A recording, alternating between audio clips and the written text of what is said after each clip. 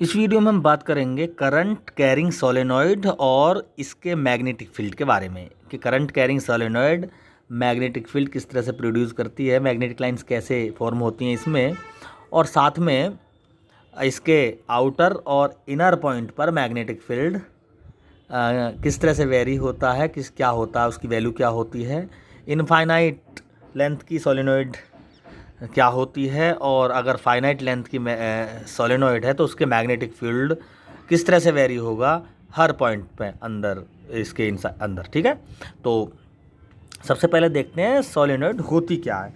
देखो, कोई अगर सिलेंड्रिकल बॉडी है हमारे पास, जैसे ये हमारा मार्कर है, ये सिलेंड्रिकल बॉडी है, और अगर इसके चारों तरफ एक हम वाउंड कर दें कोई कंडक्टिंग वायर कुछ इस तरह से कि भाई वो आपस में टच भी हों, तो टच की वजह से करंट एक दूसरे का पास ना हो, करंट घूमते ही जाना चाहिए। इसलिए हम क्या करते हैं कि पॉलिश कर देते हैं और उनको इंसुलेटेड कर देते हैं। वायर पॉलिश जो होती है वायर्स के ऊपर लगी हुई, वार्निश बोलते हैं उसको। जैसे इलेक्ट्रिक मोटर्स की कोयल होती हैं, जनरेटर के अंदर कोयल्स, या भी कोई भी इलेक्ट्रिक मोटर हो उसके अंदर कोयल जो होती है उसमें वार्निश लगाते हैं, इसी वजह से, जिससे वो चिपक के रहने के साथ साथ आपस में करंट का ट्रांसफ़र ना करें एक दूसरे के साथ, वो खुद ही करंट घूम के जाए उसके अंदर।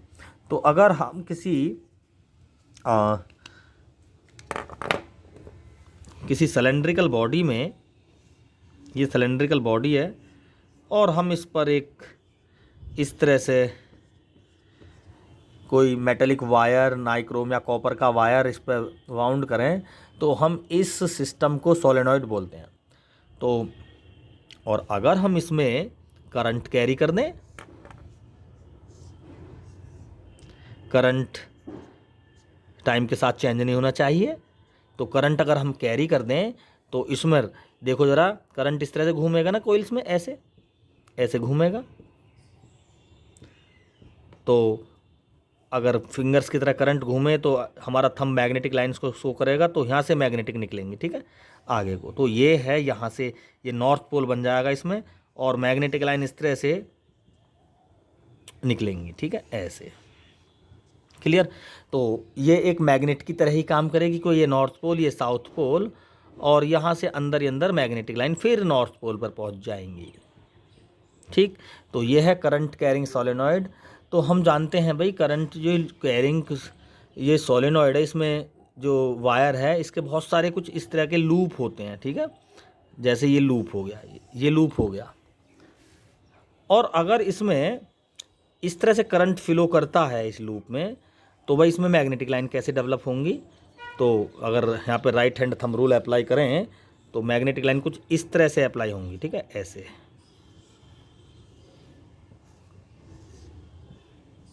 ऐसे, और यहाँ पर भी कुछ इस तरह से घूमे, इस तरह से सेटअप होंगी मैग्नेटिक लाइन। ठीक है, इस तरह से मैग्नेटिक लाइन सेटअप होंगी।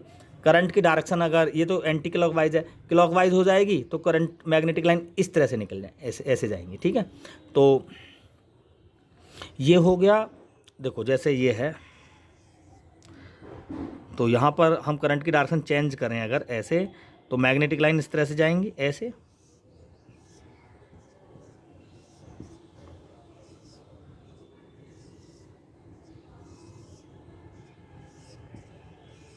इस तरह से मैग्नेटिक लाइन चलेंगी इसमें भी। तो ये यहाँ पर देखें ज़रा,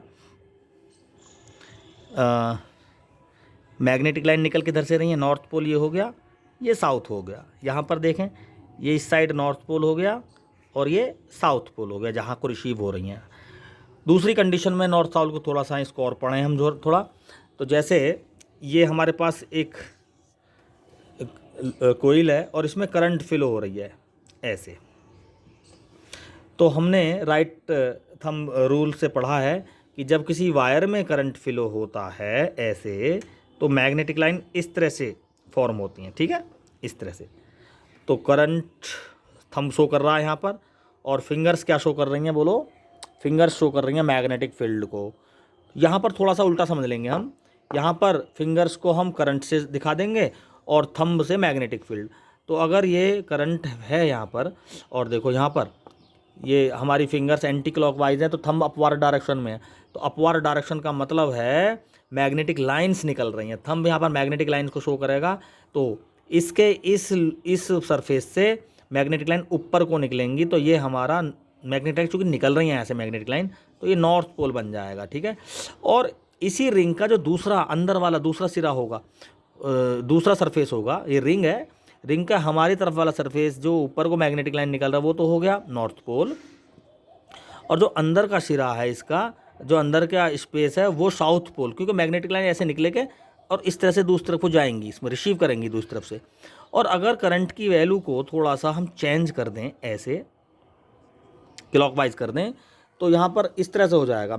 हमारा थंब की डायरेक्शन डाउनवार्ड है, डाउनवार्ड का मतलब इसके दूसरी तरफ से तो मैग्नेटिक लाइन निकल रही हैं और हमारी तरफ से रिसीव हो रही हैं, तो रिसीव होने का मतलब है हमारी तरफ वाला जो पोल होगा वो साउथ पोल होगा, और हमारी तरफ से दूसरे वाला जो सरफेस होगा इसका रिंग के बीच का, रिंग के अंदर का जो स्पेस होगा वो नॉर्थ पोल को शो करेगा। क्यों? क्योंकि उधर से लाइन निकल रही हैं।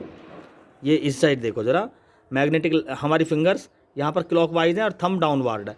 डाउनवार्ड का मतलब इस रिंग का दूसरा जो सरफेस है, जो स्पेस है, वैसे तो रिंग के बीच का एयर है वो, उस साइड मैग्नेटिक लाइन निकल रही है तो नॉर्थ पोल होगा, और वो लाइन घूमकर फिर दोबारा कर यहाँ से रिसीव होंगी, तो जहाँ रिसीव पोर्शन होगा वो साउथ पोल होगा, ठीक है।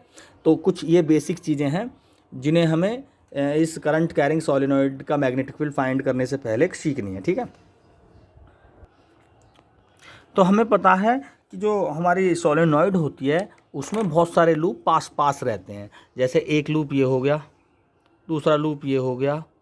तो अगर इसमें करंट इस तरह से फ्लो हो कि इसका ये वाला लूप हो जाए आपका नॉर्थ और दूसरा वाला हो जाए साउथ, ठीक है।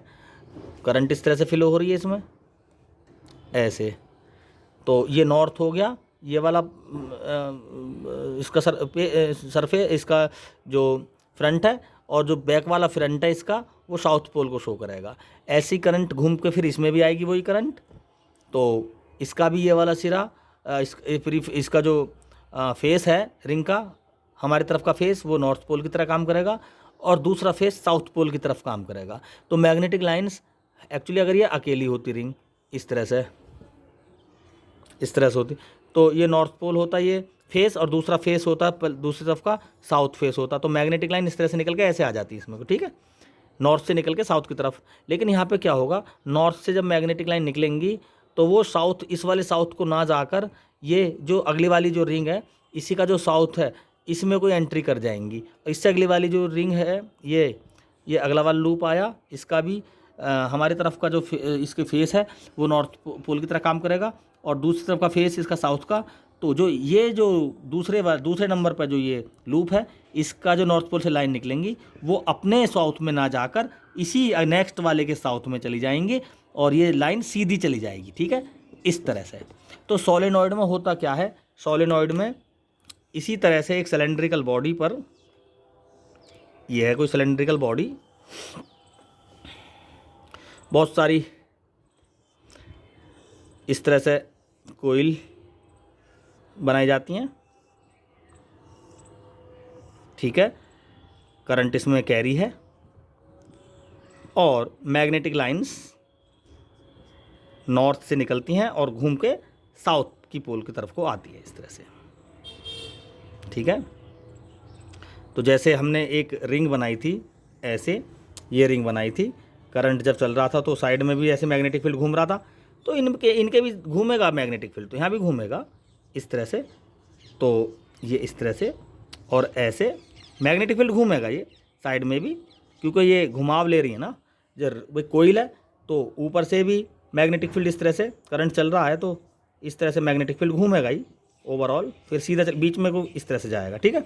तो मैग्नेटिक लाइन का जो होगा इसका डायग्राम कुछ इस तरह से बन जाएगा, नॉर्थ से निकलेंगी और साउथ को रिसीव करेंगी, ठीक है, ऐसे, और अंदर ही अंदर ये फिर नॉर्थ की तरफ को चली जाएंगी, लूप बनाएंगी, और साथ में कुछ इस तरह से भी इसमें दिखेगा, इस तरह से भी दिखेगा, ठीक है, ऐसे, इस तरह से मैग्नेटिक फील्ड ऐसे भी दिखेगा इसमें।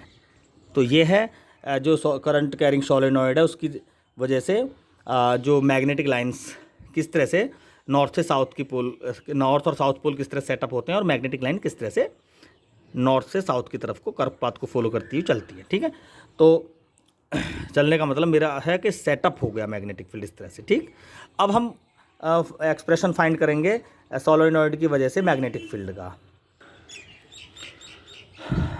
अब तक हमने बताया कि करंट कैरिंग सोलेनॉइड क्या होती है और करंट कैरिंग सोलेनॉइड में किस तरह से वाउंडिंग होती है कंडक्टर वायर से, और उसमें मैग्नेटिक लाइंस किस तरह से सेटअप होती हैं।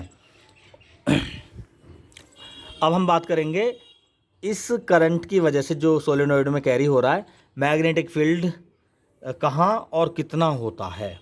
तो हमने मान लिया कोई हमारे पास सोलेनॉइड है जिसकी लेंथ इनफाइनाइट है, लेंथ के रेस्पेक्ट में इसकी विड्थ नेग्लिजिबल है, कुछ इस तरह से है।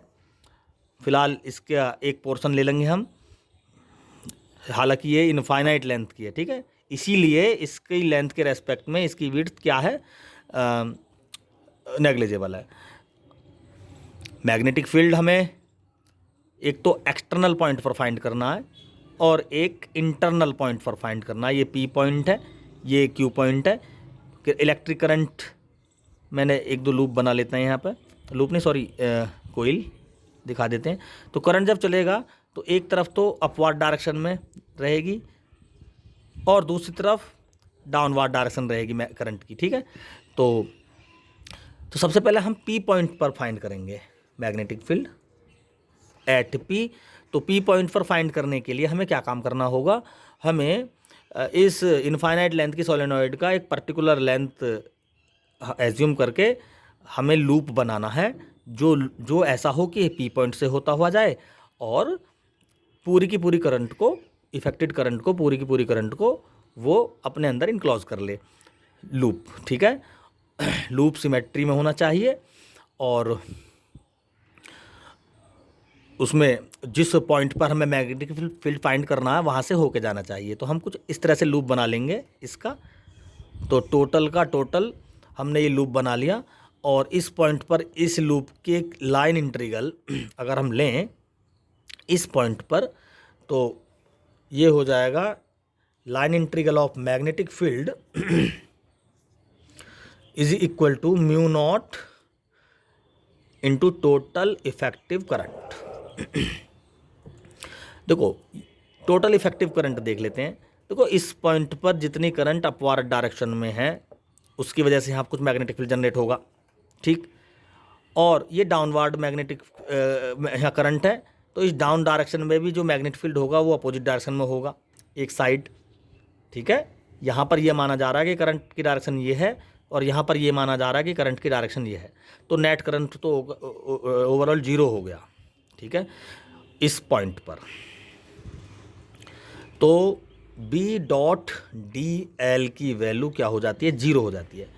यानी स्टेटमेंट ये हो गया कि एक्सटर्नल पॉइंट पर line integral of magnetic field क्या होगा, जीरो होगा। और यहाँ पर अगर ये नेग्लिजिबल है दोनों डिस्टेंस, तो भाई जितना मैग्नेटिक फील्ड इस अपवार्ड डायरेक्शन की वजह से यहाँ पर पैदा हुआ है उतना ही मैग्नेटिक फील्ड डाउनवार्ड डायरेक्शन की वजह से पैदा होगा। तो नेट मैग्नेटिक फील्ड जीरो होना चाहिए, लेकिन चूंकि ये हम मान रहे हैं कि नेग्लिजिबल, लेकिन कुछ डिस्टेंस तो होती ही है, कुछ डिस्टेंस तो इस सिरे और इस सिरे के बीच में होती है। तो इस जितना मैग्नेटिक फील्ड ये क्रिएट करेगा ये वाला पॉइंट कुछ ज़्यादा मैग्नेटिक फील्ड क्रिएट कर जाएगा। ठीक, तो यहाँ पर मैग्नेटिक फील्ड जीरो, तो इस एक्सप्रेशन से तो जीरो ही है, लेकिन लगभग जीरो होता है, कुछ ना कुछ बहुत मामूली से मैग्नेटिक फील्ड यहाँ पे प्रेजेंट रहता है वैसे। तो ये हुआ एक्सटर्नल पॉइंट पर मैग्नेटिक फील्ड। क्योंकि ये नेग्लिजिबल क्यों है, क्योंकि नेग्लिजिबल इसलिए है क्योंकि जो इनसाइड मैग्नेटिक फील्ड है इस सोलेनॉइड की वजह से वो बहुत ज़्यादा है। इस मैग्नेटिक फील्ड की वजह से यहाँ पर जो मैग्नेटिक फील्ड है वो नेग्लिजिबल ही है। तो यहाँ पर इस एक्सप्रेशन से तो बी की वैल्यू जीरो आ रही है। ठीक है, लेकिन ओवरऑल जीरो कब है, जब नेट करंट तो जीरो है ही, यहाँ पर जीरो उस कंडीशन में है अगर ये डिस्टेंस इस करंट की वजह से यहाँ पर मैग्नेटिक फील्ड और इस करंट की वजह से यहाँ पर मैग्नेटिक फील्ड बराबर हो। चूँकि करंट की डायरेक्शन डिफरेंट है तो मैग्नेटिक फील्ड की डायरेक्शन भी ओवरऑल अपोजिट ही होगी। ठीक है, तो मेन इंपॉर्टेंट जो पॉइंट है हमारा वो है इस क्यू पॉइंट पर मैग्नेटिक फील्ड एट क्यू, ठीक है। क्यू पॉइंट पर मैग्नेटिक फील्ड कैसे फाइंड करें, तो ओवरऑल लूप बनाना पड़ेगा और हमें पता है मैग्नेटिक लाइन इस तरह से चलती हैं, स्ट्रेट चलती हैं इसमें, तो हमें मैग्नेटिक लाइंस के सिमेट्री में ही लूप बनाना है। और लूप कैसा बनेगा, लूप कुछ इसको हम हटा लें, यहाँ से इसको हटा लें और लूप बना देंगे हम कुछ इस तरह से, ठीक है। मैग्नेटिक लाइन तो इस तरह से चली रही हैं, मैग्नेटिक लाइन तो चली रही हैं इस तरह से, इसमें अंदर ही अंदर चल रही हैं। नॉर्थ पोल ये है और साउथ ये पोल है। ये लूप ए से लेके बी से सी और सी से डी, डी से ए, ये A B C D loop बना लिया हमने। लूप की कंडीशन हमें पता है, जहाँ पर हमें मैग्नेटिक फील्ड फाइंड करना है वहाँ से होकर जाना चाहिए। टोटल इफेक्टिव करंट बाउंड होनी चाहिए जिसकी वजह से मैग्नेटिक फील्ड जनरेट है।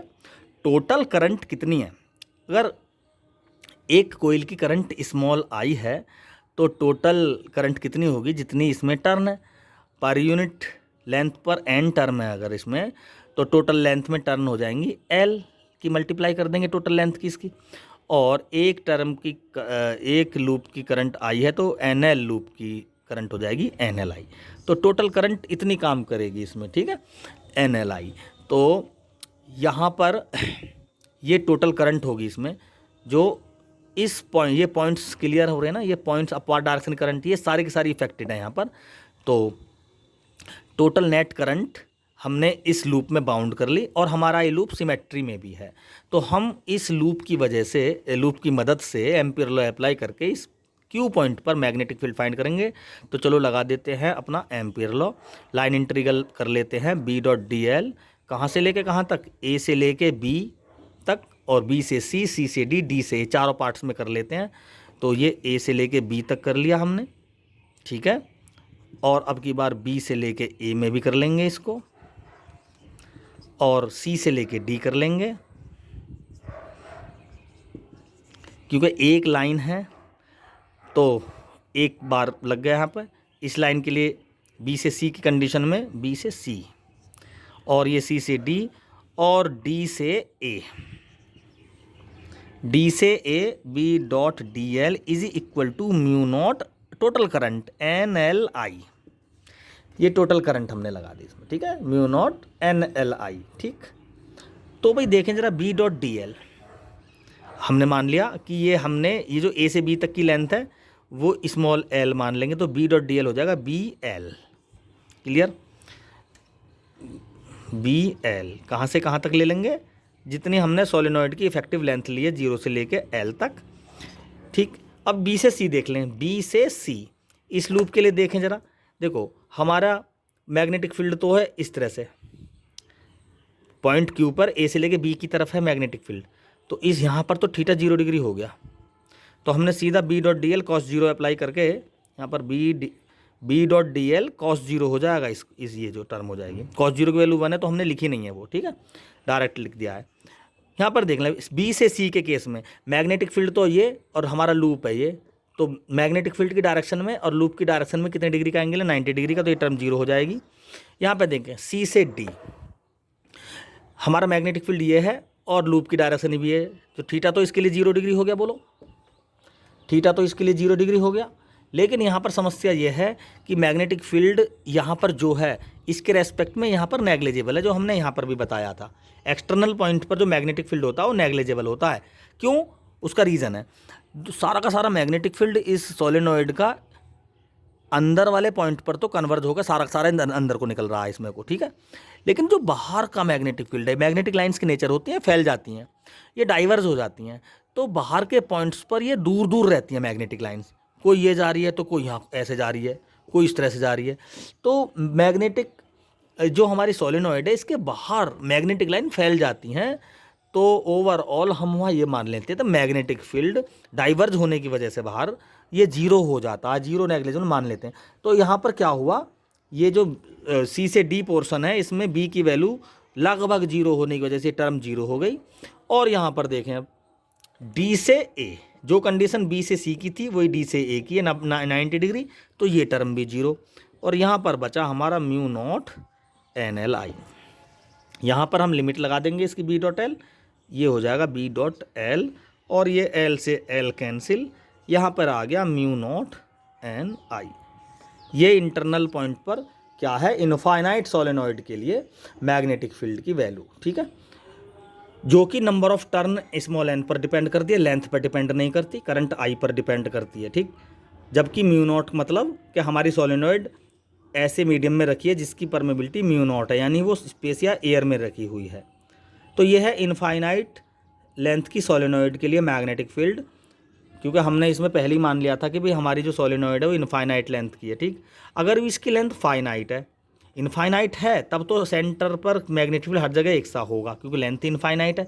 लेकिन अगर इस सोलेनॉइड की लेंथ फाइनाइट है तो तब इसका मैग्नेटिक फील्ड सेंटर पॉइंट्स पे भी थोड़ा सा चेंज होगा, जिसको हम फाइंड करेंगे इस वीडियो के नेक्स्ट सेक्शन के अंदर। स्टूडेंट्स, पिछली सेक्शन में हमने इस वीडियो में बताया था इनफाइनाइट लेंथ की सोलेनॉइड्स का मैग्नेटिक फील्ड, जिसकी वैल्यू थी B is equal to mu naught N I, ठीक है। अब करेंगे हम बात कि भाई हमारी जो सोलेनॉइड है वो कुछ फाइनाइट लेंथ की है। तो फाइनाइट लेंथ का मतलब कुछ फिक्स लेंथ है इसकी, और इसका एक सेंटर है P पॉइंट। तो इस P पॉइंट पर जो मैग्नेटिक फील्ड का फॉर्मूला होता है आपको याद करना पड़ेगा, B is equal to mu naught N I by two, यहाँ नहीं लिख रहा इसको मैं, यहाँ लिखूँगा B is equal to mu naught N I by two cos phi one, और ये हो गया cos phi two. Phi one phi two क्या है देखें ज़रा, ये अगर सेंटर एक्सिस है इसकी तो ये वाला सिरा से एंगल ये क्या बन गया फाई वन, और ये वाला बन गया यहाँ से फाई टू, ठीक है। तो देखें ज़रा, तो अगर ये फाइनाइट लेंथ की है तो इसका फॉर्मूला होगा ये। अब हम अगर देखो इसको ज़रा इनफाइनाइट करके देखते हैं, ठीक है। इसको अगर हम इनफाइनाइट कर दें तो ये अगर जैसे जैसे लेंथ बढ़ेगी, इनफाइनाइट का मतलब तो ये है लेंथ बढ़ती चली जाएगी, और ये पॉइंट यहाँ चला जाएगा, ये फाई वन घटता चला जाएगा। इनफाइनाइट की कंडीशन में ये जीरो हो जाएगा, एट इनफाइनाइट फाई वन क्या हो जाएगा 0 डिग्री। और यहाँ पर देखें इसको भी इस तरह से बढ़ाते चले जाओ, क्योंकि हमें इनफाइनाइट लेंथ का करना है तो ये लेंथ बहुत ज़्यादा करनी है, तो ये फाई टू भी बढ़ता चला जाएगा। ये फाई टू हो जाएगा इनफाइनाइट कंडीशन में 180 डिग्री, यानी फाई टू हो जाएगा 180 डिग्री। क्लियर। तो ज़रा इस फॉर्मूले में फाई वन की वैल्यू 0 रख दें, ठीक है। फाई वन की वैल्यू रख देंगे 0, mu naught N I by two cos 0, और फाई टू की वैल्यू रख देंगे 180, तो कॉस 180, कॉस 180, कॉस 180 की वैल्यू हो जाती है -1।